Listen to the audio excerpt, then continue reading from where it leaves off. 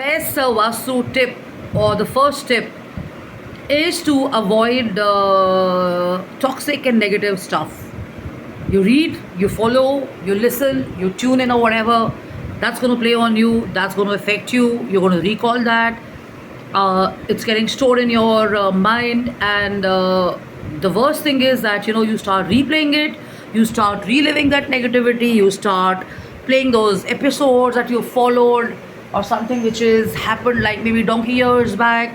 You keep replaying that, and that's toxic, and that's kind of reminding you about what you've been through in life and stuff like that. So the best way to overcome that is to stop replaying or playing that cassette, like some girls also I know say, or recalling all of that. If somebody wants you to revisit it, avoid it, because if time has passed and you've overcome it, there is no need to go back into history that's happened, like I don't know, many years back or whatever. So the latter part of this video, which is now, is inspired from this about being in the present or being in the now. So this is basically called haiku. Haiku means awakening your inner creative person, or your artist or your poet. So how do you do this? So over the years, we've met so many people. We worked in so many organizations. We've been to so many part of the countries. We've had chats with so many people, right from the childhood to your present day. Every conversation, gets accumulated. Some we remember, some we don't remember. Some have been fun moments, better idea to focus on that. Some have been memorable moments, maybe with your children, with your grandparents, with your parents, with your dad, with your mom, with your pet or whatever. So recall all of the positive and all of the good and all that. But the point is, now when you're on the present and now, and you've had an accumulation of all those experiences, all those memories, which are multiplying every day. I mean, I meet somebody in a coffee shop and I have a chat with him or her, that becomes a memory a few years later or immediately. So now the point is, when you have all of this accumulating, what do you do to kind of be in the moment? So the caption is called haiku, and haiku is basically awakening your inner artist or your poet. uh, it's actually a Japanese term, and it's basically signifying an emotion on paper, or an emotion that you have maybe while creating some music or expressing, where you're going to be basically writing down, what you feel after doing a few things differently. So what happens is that the author is basically sharing here to do haiku. So haiku could be either dancing, it could be just walking around in the wind or the open air, it could just be listening to some music, it could just be, painting something and stuff like that. And my personal favorite or my professional favorite, go for a walk and let your head down and see what happens. So first of all, first of all, what is a haiku? So haiku, I've already said, is basically something which is happening in the here and now, and it is a Japanese, phrase which is used to represent expressions on emotions on paper and stuff like that. And how do you do that? So what do you do? So you basically kind of, let's say, take a walk in the neighborhood, or take a walk in the park for 30 days, and you kind of have a consistent exercise where you're focusing on a few things. Okay, so now during corona, I started going for long walks and stuff like that. I still continue it. I know a lot of people who are regular with their walking and stuff like that, and you take a look around, most people have dogs and their pets and stuff and all that. So they're very regular with it. Okay, so what happens is that when you're kind of walking around in a park or in a neighborhood, you're kind of reconnecting with certain stuff which you've left behind. So your mind has got conditioned following certain movies, certain episodes, certain programs, working for certain organizations, toxic, non-toxic, highly creative, highly amazing, some nice brands, nice offices, and you follow that. And the point is, you want to replenish that lost artist or that poet. Okay, so now what do? So when you're walking around, you're actually kind of relaxing your soul, because you're slowing down, you're actually going to be shifting your focus from, let's say, a lot of technology, a lot of TV stuff, a lot of preconditioned stuff, or for some people bottled up stuff and all that. Okay, you're going to walk around and you're going to let it all happen to you, let it play to you, and you're going to be relaxing and you're going to be just walking around and let it pass. Okay, so now what happens is, when you're walking, the creative side of it, the fun side of it is, you start noticing different things. You start noticing plants, you start noticing flowers, you start noticing nature, you start noticing trees, you'll start noticing birds, you'll start noticing squirrels, you'll start noticing a lot of stuff which you've left around, and that quietly or consciously starts building up into you, and you start kind of shifting your focus to beautiful stuff. Let it be nature, let it be in a poetic sense, your creative side and stuff. And as you do that, you come back and now you start writing, or you start imagining, or you start expressing. So what happens? Okay, so let me share my example with you. So now when I go for a walk and I come back for a walk, hook or by crook, I make it a point to walk at least for half an hour, 40 minutes. Yesterday, I think with the weather getting better, it was about 2.5 hours or whatever. So a lot of walking, even when you're walking on your own, what happens is, you start noticing these little things and you start getting creative around those. So I was going for a walk and I saw, because there was a lot of barish and there was a lot of rain and everything, and there was a thunderstorm. So trees had fallen down, and branches of trees with flowers had fallen down and stuff. Money plants were lying around the corner and stuff. So what did I do? I just slowed down and I picked up 2 or 3 of those, and I came back home and I did some beautiful natural um, floral arrangements and stuff like that. And every day as I walk, I notice maybe a banana tree, I'll notice a coconut tree, I'll notice a high rise building, I'll notice sunflowers, I'll notice, maybe different color butterflies, I'll notice a patch of green, I'll notice plants which I've never seen, or I've only seen them on TV and stuff, and I know they're happening around. And as I come back, my focus shifts from all of that.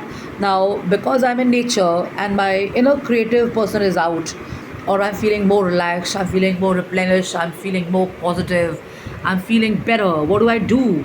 So I start replicating those in the form of designs and stuff like that. So maybe my coasters, maybe my cups, maybe my trays, maybe my bed cover, maybe my cushion covers, maybe my art, maybe time to change the flowers, maybe to get a mirror which is kind of spelling or magnifying nature, maybe my curtains, maybe my picture frames, maybe not even change anything, maybe just have a nice flora arrangement happening. So all those ideas come in, and then your brain starts working where, let's say, your elders or children or maybe your partners can't find a way out, but you can. So somebody says, the balcony, you don't have places to hang, so what do you do? So because you've taken a recce, or because you've researched, or you've gone offline and you spend your time doing all of that, you can pick up some really kick-ass, wacky ideas and you can implement those indoors. So right now where I'm sitting, this is this wall behind me. So now there is this window here and there's stuff here, and I know that there's no place to hang anything here, but if I were to use my brain and I'm going to spend my time and my energy, I could actually install maybe a little bit of a 6 feet broad wooden panel. I could screw it to outside the window ceiling, and I could extend it outwards, and with the screws I could actually hang. It just came to my mind, hang maybe planters or maybe some nice stuff which feels good, like chimes or whatever and all that, or maybe a gong bell or whatever, So all these ideas start coming to you. So this is what the author and me, I think I could write a book as well, would recommend that carry a notepad, carry a diary, or maybe come back and write down on your computer, share it on your Facebook or your social media, because you get really creative. So certain ideas came to me. You've got driftwoods lying around, pick up the driftwoods, get them home, buy some nice plants or maybe borrow them, I do not recommend stealing them, but go to a nursery and pick up a few of those and start doing some nice decoration and start placing them by hanging them or simply placing them in your lobby or in your bedrooms and stuff like that. And the fun part is when you walk around, you notice so many new areas. So the smaller bioarchitecture, the bioflora, the biophilics that's happening right next to your buildings is obvious to you. And when you take a look around, you know that in your neighborhood, what are the plants that are growing, what are the ones that are not growing. So it also reduces this whole thought process thinking, or let's use the word stress, or too much of focus on what will work and what will not work, because a recce or a walk has made your task a lot easier. So you know what to avoid, you know what not to have, and if you were to do this, you would actually also be using your time and energy to express yourself better. You're going to be feeling fresher, you're going to be feeling lighter, you're going to be sleeping more. And of course, if you're a change maker, you're going to notice what's going wrong: garbage, waste management, bottles, seepage, electrical wires. You will see old skyscrapers. You will see what's wrong, all the flaws in your buildings and stuff.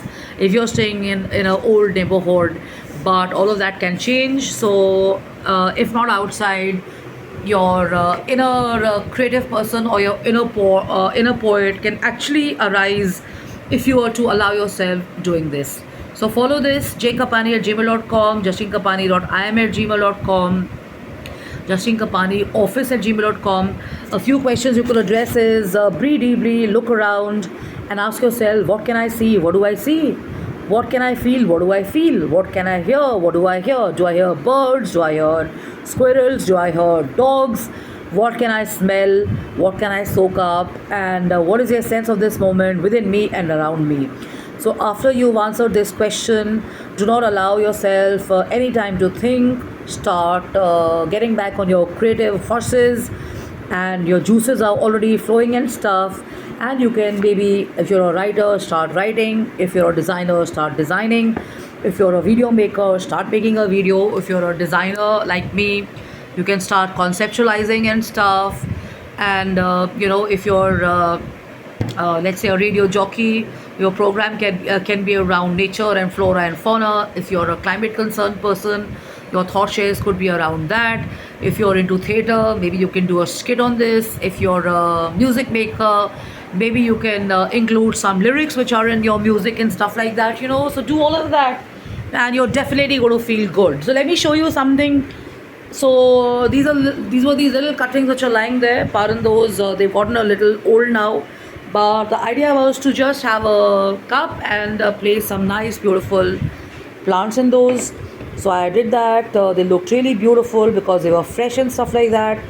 So of course, give nature time to even breathe and stuff and all that. So it's really very simple. So there are so many plants. So yeah, so snake plants. So this is an area where we got the air conditioner. So I've just put these snake plants here because they give positive energy, and they also absorb a lot of your electrical stuff and all that. So no rocket science in this. Flora and fauna definitely work. So give yourself some space and room off, and try taking a walk around and let the inner creative person in you rise and shine and stuff. So wishing you luck, have a blast, have fun, and we design and manufacture home and office decor and interior solutions. So cheers. So anything that makes you feel good, anything that makes you feel great, be a part of that. And anything which is pulling you down, or anything which is not making you feel good, or you're not enjoying it, the creative person or the poet in you will tell you. So say for example, if I go onto social media, for the last 2 days I'm spending less time on social media. The moment I go there, the first thought that comes to my mind is I want to avoid being on Facebook or on social media. So that's my inner clock, or that's my inner my body telling me or signaling me, avoid being on social media, because the weather is so nice, and the moment you go on, you're not enjoying it because you love being in the real world so much. Okay, so give yourself a break, and this is how you kind of get back onto your creative horses. So wishing everybody a great week ahead, rock it, kick it, enjoy it. And in Hindi कहते हैं लगे रहिए, but लगे रहने के लिए भी creative juices को और इंटेलिजेंस को रिजुवनेट और रिवाइव करने के लिए keep enjoying beverages is well.